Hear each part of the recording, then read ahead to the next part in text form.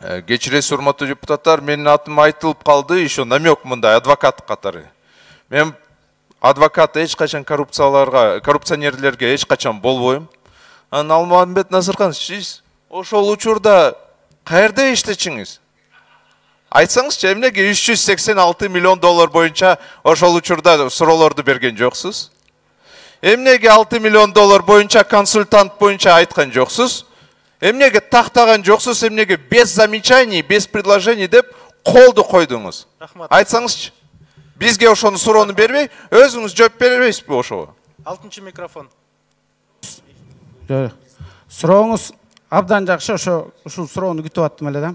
Урматтуу депутаттар, Рыскел Дүйсенович, мындай да, Юстиция министрлиги ТЭЦ-тин оборудованиясы канча болуш керек, канча котла агрегат керек, канча турбо агрегат керек, ал Юстиция министрлигинин функциясы эмес. Юстиция министрлиги модернизация болсун, модернизация болуш үчүн кредит алынсын деген лист согласованияга кол койгон.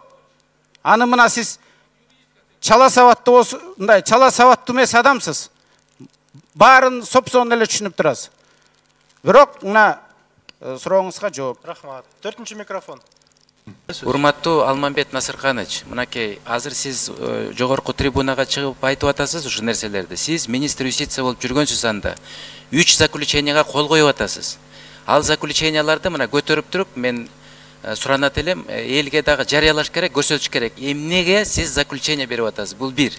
Экинчиси, эмне үчүн мага каттар келип атат? Каттар келип атканын себеби биз Си Цзиньпин мырзанын анда мамлекеттик иш сапарын даярдап атканбыз. Анан кат жеке мага келген жок. Эң негизги адресат бул министрине барып атат. Бизге копиясы барып атат. Себеби план мероприятий болгон анда. План мероприятий негизинде бүт маалыматтардын баары ошо подготовка боюнча аппарат президентине келет. Маалымат катары. Биз ал маалыматты президенттин атына көтөрөбүз. Сиз андай заблуждение киргизбеңиз да. Анан Алмамбет Насырканович, мен ойлоп элем, сиз ошончолук акыйкат болсоңуз, ошол 3 заключенияны публикация кылгыла. Эл окусун ошол 3 заключенияны. Кайсыл документтерге сиздер заключение берип атасыз? Министр юстиция катары. Аны алдабаңыз тантип. Рахмат. 6-чы микрофон аты айтылып калды, Алмамбет Шыкмаматовдун. Урматтуу депутаттар, мен кечирим сурайм кыска эле. Мына эл журтта көрүп атат да.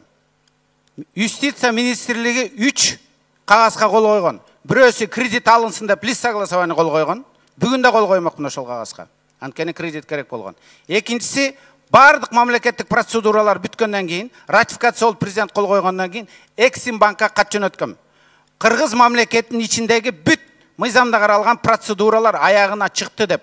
Ушул жерде бир TBA жөндө турабы. А сиз президентке TBA компаниясын колдоп коюңуз, 386 миллион долларга сонун проекти келатат деп, коомчулукту, парламентти, өкмөттү заблуждение киргизип, Максим Бакиев менен баргандагы 150 миллион долларды 386-га чыгып, рахмат. Бүгүнкү акыбалга сиз келтирип атасыз. Алмамбет Насырканович, сиз антип алдабаңыз, мен сизден суранам. Рахмат, Сапар Жумакадырович. 4-чы микрофон.